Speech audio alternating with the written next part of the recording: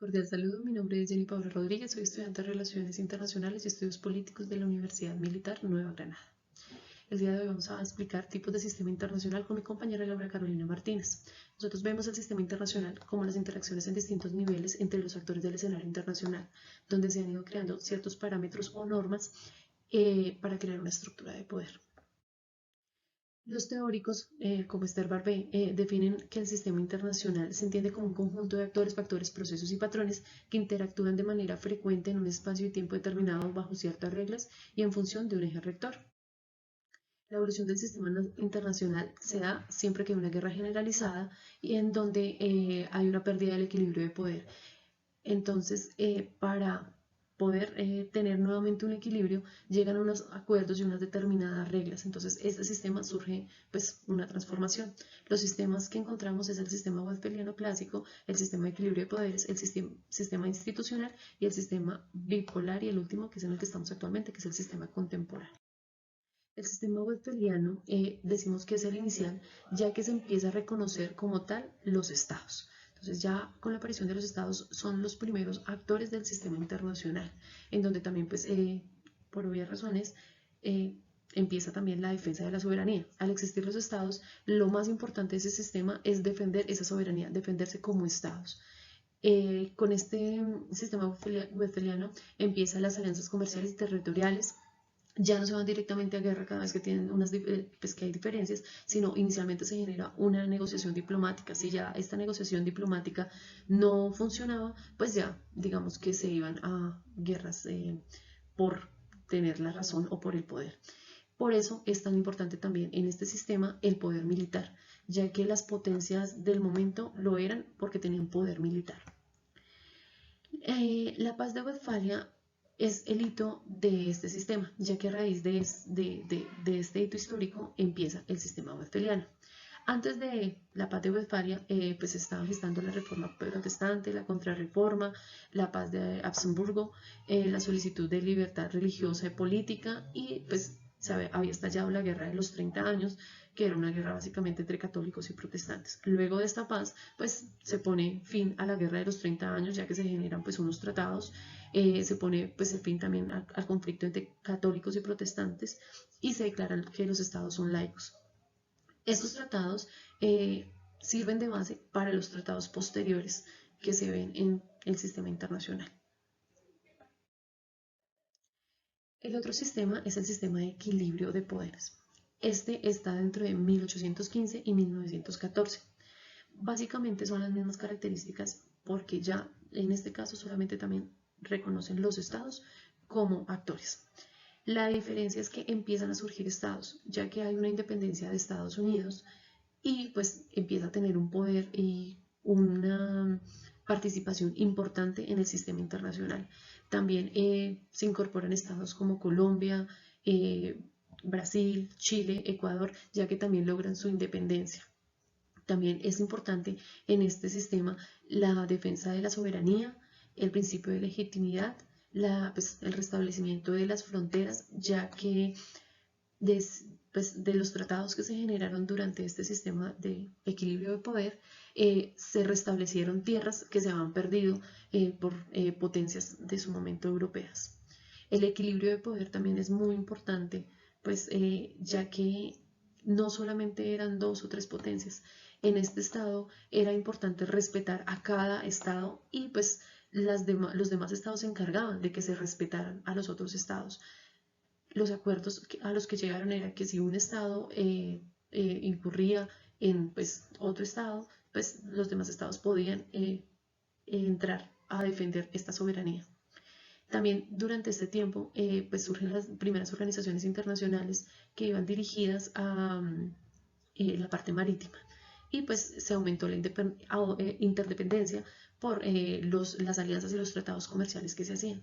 Los antecedentes son la Revolución Francesa y las guerras napoleónicas.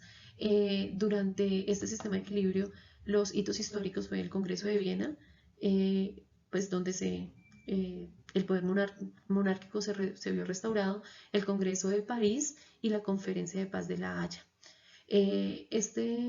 Digamos, generó como un rediseño del equilibrio político en el momento, ya que distribuyó esas cargas de poder político y pues también se generaron nuevas reglas para el sistema. Continuamos con el sistema institucional. El sistema internacional del equilibrio del poder cayó en 1914 con la llegada de la Primera Guerra Mundial.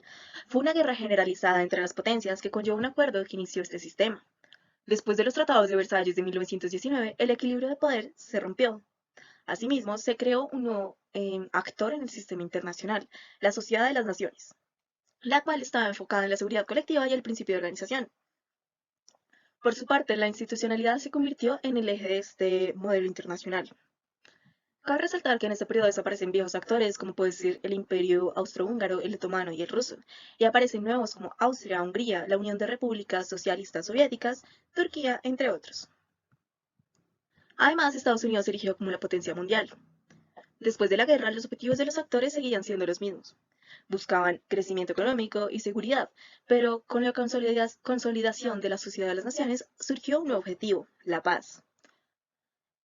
Primando la negociación diplomática surgieron nuevas normas del derecho internacional, evitando el uso de la fuerza, apoyándose también en el pacto Bryan-Kellogg que prohibía el uso de la fuerza como instrumento de la política global.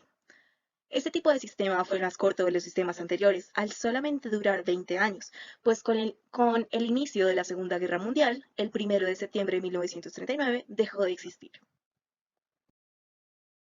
El sistema bipolar.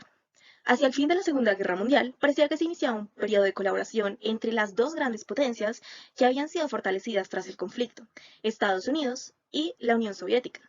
Sin embargo, las potencias de la época establecieron nuevas reglas en el espectro internacional con la finalidad de expandir sus ideologías hacia su contraparte. A este conflicto se le denominó Guerra Fría. Durante este periodo surge el concepto de destrucción mutua asegurada, en el cual era como una doctrina en la cual el uso a gran escala de armas nucleares por parte de dos o más potencias garantizaría la aniquilación completa. El objetivo general de este sistema era evitar el avance comunista y ampliar la esfera de influencia a través de diferentes medidas como la negociación, la ayuda internacional, las tensiones económicas, así como el uso de la diplomacia coercitiva. Hay que resaltar también la creación de un nuevo actor en este plano internacional, y son las Naciones Unidas, además de diferentes iniciativas como puede ser la Conferencia de Yalta o los juicios de Nuremberg. Ya por otro aspecto, hay que resaltar que el sistema bipolar no fue estático, sino dinámico con el eje central de las guerras, iniciando la Guerra de Corea, el punto de inflexión de la casi Tercera Guerra Mundial y la Guerra de Vietnam. A principios de los 70 hubo un relajamiento de la Guerra Fría, producto del fracaso estadounidense en Vietnam y las crisis económicas de la época, lo que llevó a que Estados Unidos y la Unión de Repúblicas Socialistas Soviéticas firmaran acuerdos para la reducción de armas nucleares. No obstante, a principios de los años 80 hubo otra escalada de la Guerra Fría con la llegada del presidente republicano Ronald Reagan a Washington y la también conservadora Margaret Thatcher al gobierno de Inglaterra. El triunfo de un movimiento de izquierda en Nicaragua a fines de los 70 y la invasión de la Unión de Repúblicas Socialistas Soviéticas a Afganistán en 1979 reafirmaron el enfrentamiento este-oeste. El sistema contemporáneo. El factor decisivo en la extinción del sistema bipolar y el comienzo de este sistema fue el cambio en el equilibrio y la distribución del poder de la época. Este sistema se inicia con la caída del muro de Berlín en noviembre de 1989. En el marco de este nuevo sistema no surgen nuevos actores que se puedan identificar y tampoco se cambia la naturaleza de los ya existentes. No obstante, hay que resaltar un hecho muy importante en este sistema, y es que desaparece la Unión de Repúblicas Socialistas Soviéticas. Como consecuencia, los objetivos también cambiaron. El avance comunista dejó de ser la principal preocupación de los países capitalistas.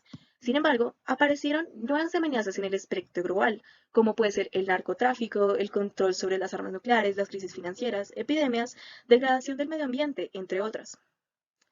Otro punto a destacar es la independización de países en la esfera global.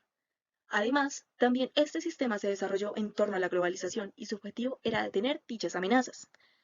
Hay que resaltar que la globalización ya se encontraba en procesos anteriores, sin embargo, con la finalización de la Guerra Fría, este factor terminó convirtiéndose en el eje dominante. El sistema contemporáneo es, en términos militares, unipolar y desde una perspectiva económica, multipolar. Además, hay que resaltar que la independencia se convirtió en un eje principal en este sistema a diferencia de los anteriores.